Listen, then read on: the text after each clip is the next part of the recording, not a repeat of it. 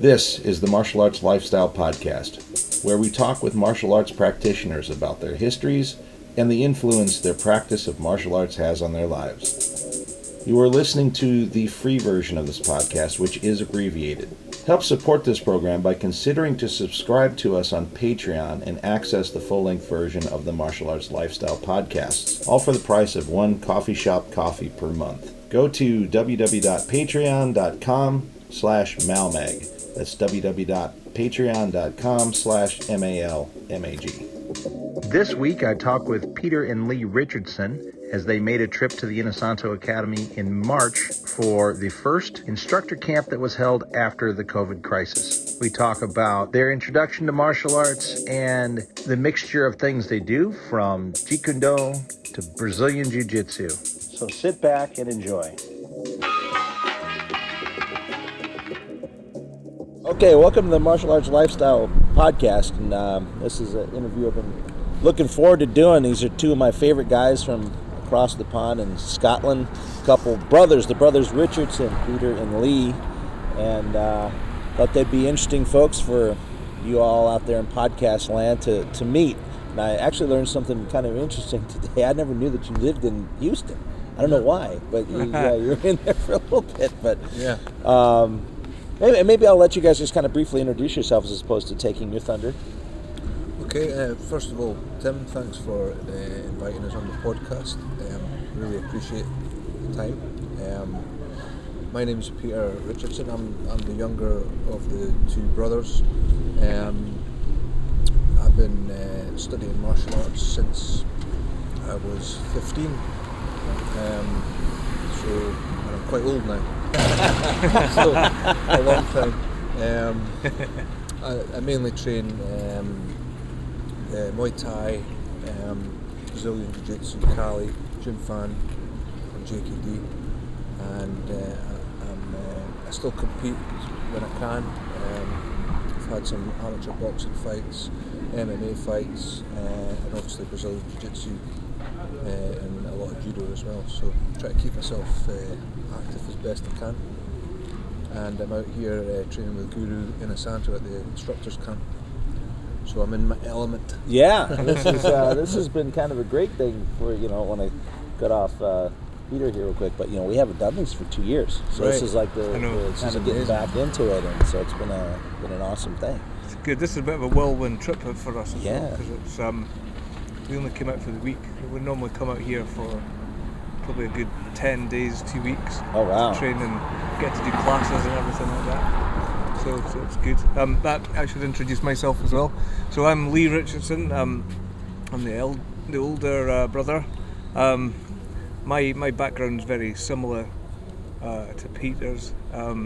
Basically because I forced him to kind of learn martial arts as the younger brother, and yep. He's needed a training partner. Needed a training partner. More like somebody to beat up.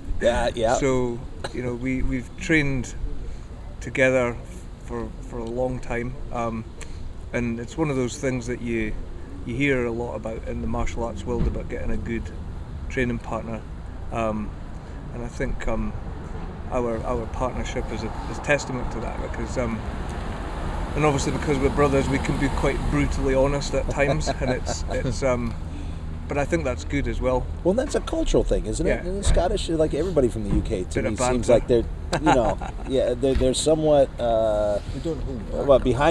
between the lines with you a lot of times, but it seems like when they want to be brutally honest, that's what they are, just with no problem.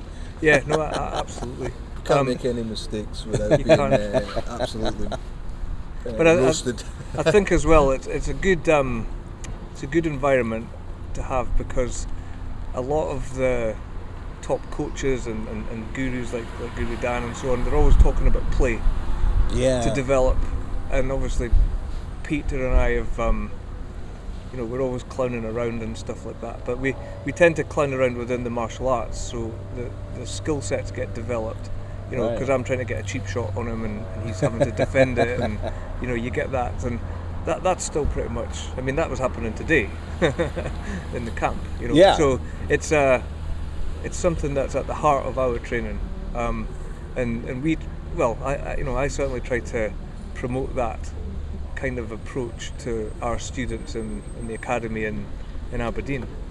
Well, you figure it's how we do it as kids, right? Yeah, you I learn think it's because really you're having important. fun, and I think even as an adult, you're not going to really stick with something that isn't fun, especially when it comes to like physical fitness things. Yeah, That's usually the big failures, I think, right? People go and I'm going to get in shape, but they do something that's just not all that fun to them. Right. Yeah. It's got to be fun to keep the longevity, doesn't it?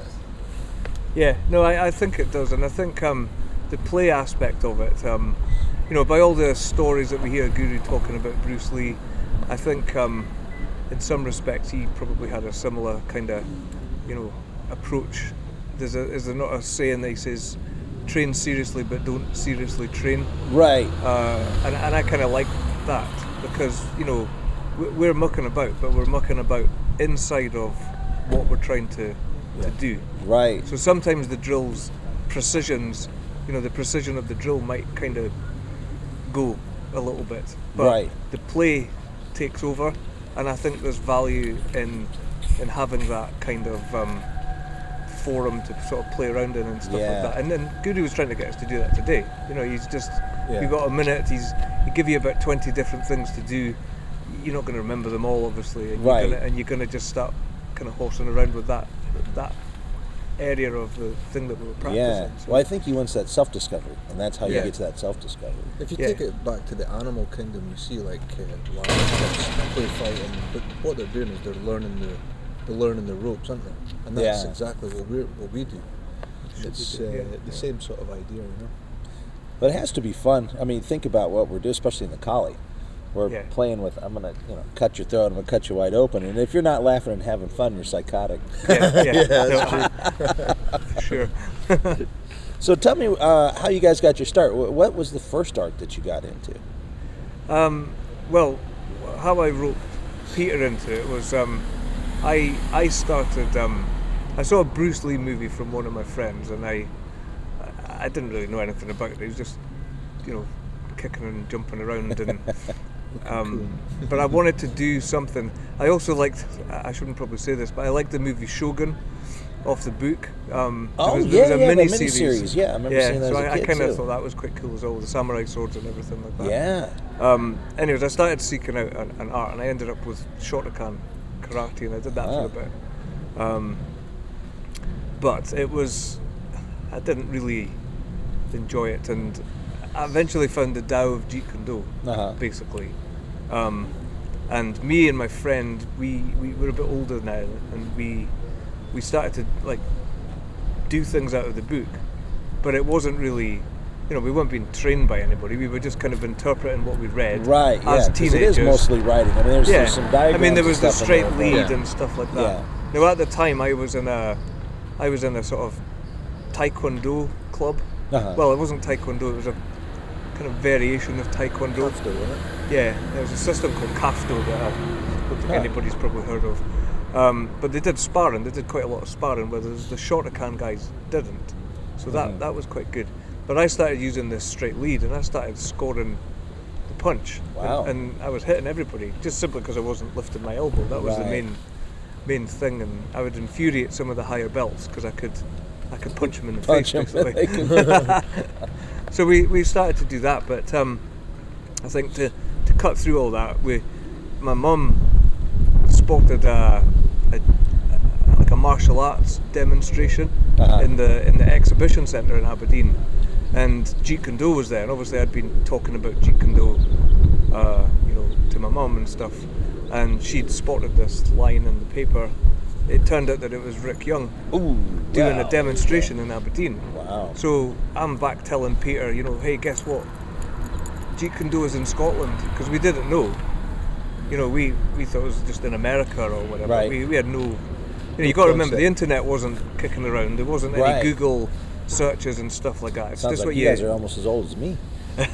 Well, you picked up on, we were talking about the magazines earlier. Yeah. And saying, stuff like the magazines were a real source of. Because the internet was not there. Because the internet wasn't there, yeah.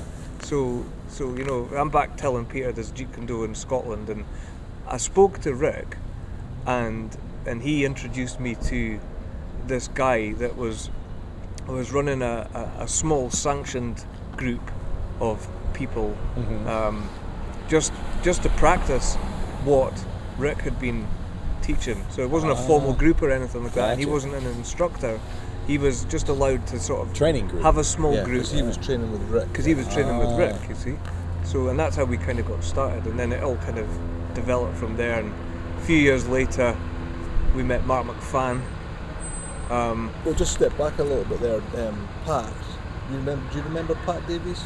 Yeah. Yeah, he was our. He was coach. the This guy. is the guy who was. Yeah, he was the okay. guy, yeah. Gotcha. So he was at the time. This is what 88. 88, 89, yeah. He was training with Rick as much as he could at the time. He was running doors and stuff at the time. And so he wasn't like, I think he was like student level 3 or something in Rick's system. And but back in the day, Rick was notoriously, strict with his gradings and things. And so Rick allowed Pat to run this little small group. It wasn't a club or anything. It was just, that's why the historical name is Aberdeen Martial Arts Group. We've changed it in the latter years, calling it Academy, but we'll circle back to that. But so yeah, that was Pat. So Rick introduced Lee to Pat, and then we moved on from there. And then we eventually joined Pat's group, kind of forced our way in a little bit. We're only young. I mean, I was like 14 or 15, and you were about 17, 18 or something like that. And we've kind of forced our way in, and we trained with him for a while. And it was in a really rough area of Aberdeen called Tilladrone. It's like, if it's not nailed down, It's got it kind was of a tough name. It still is a rough place. A lot of sort of junkies and things like that. So it was a kind of tough place. What happened was we trained for 2-3 months or whatever it was, and then something happened and Lee didn't get the car because we were borrowing our mum's car, and basically we lost contact. And then shortly after that, I bumped into another guy, Martin, who was Pat's training partner, and we found that they'd moved, and then we got back in later on, and then the rest is history. We just continued training. There's a lot of chance in there as well, Yeah. And it's probably the same for a lot of people, you bump into God knows who, and then you start to train them. Yeah. We were looking through records. Yes. That's how old it was. Yeah, we have to talk about your guys' music a little bit too. No CDs. Yeah, no, it's good. And then it's just continued. We met Mark McFan, and we started to go down to Guru Dan and Santo seminars in Edinburgh. Probably, what was that, 93? 93, I think, was the first one. Oh wow. And even Seymour Paula was assistant guru at the time. Yeah. So that was great, seeing her as well, And then we just kept going every year, because Rick was hosting guru at the time each year, And Eric was demoing for him for most of that time as well, wasn't it? Yeah, it was Eric. It's a very classic era, Yeah. It kind of is, isn't it? Yeah. I think maybe Siyoshi went with Siyoshi it did once. one, I think. wow. One or two. And then Eric started helping Guru, That was great times. Oh yeah. Yeah, it was good. Then did Joel not? Did we not see Joel there as well? Joel must have done the last couple. Yeah, well, he took over from Eric. Eric at that time, so Joel did quite a few as well. Yeah. Because there was the Bournemouth ones as well. Because Guru normally went to Edinburgh, and then Bob Breen hosted him in London. London, yeah. And then Phil Norman did Norman Bournemouth. did Bournemouth. So Oh, at wow. one point we had Guru 3 times a year.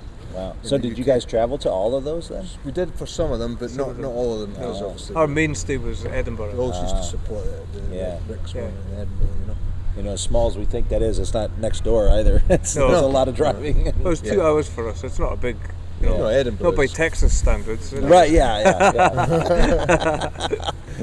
Yeah. But 2 hours was still a hike for us, So it was good.